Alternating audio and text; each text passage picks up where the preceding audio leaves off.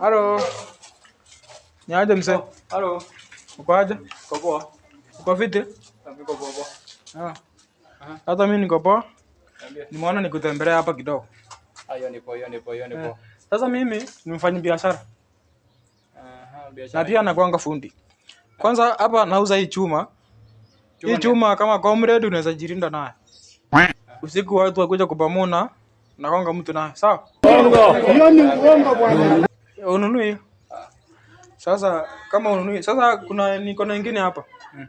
Niko na hii ring light. Ring light tumiangi sana. Kwangu salap hii ni ya watu kuingia live usiku. Siingiagi live.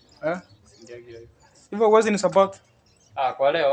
Kwa leo itawezekana. Alafu sasa nakuanga fundi wa nini? Nakuanga fundi wa radio, wa wifi. Unaona kama ile naona iko na shida pale. Hakuna.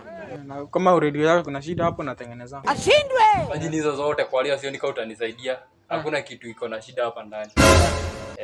Ai, sasa utanisupport aje sasa? The only thing iko na shida hapa. I think so ni TV yangu nimeona ikimisbehave inajizima. Oh. Unajua ndio nilikuwa naongoja useme hivyo. Mimi usikie nikwambie. Mimi nakuanga fundi wa TV. Serious?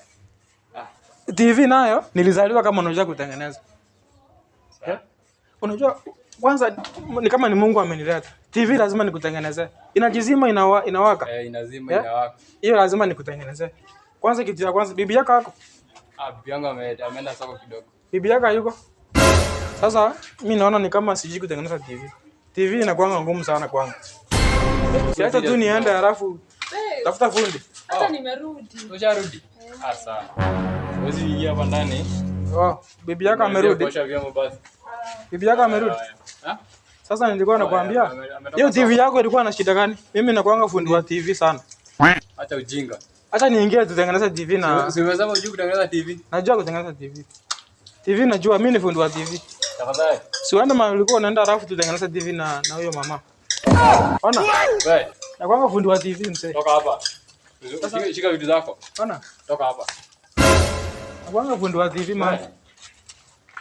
Sasa kama bibi yako amerudi si nitengeneza TV. Toka hapa.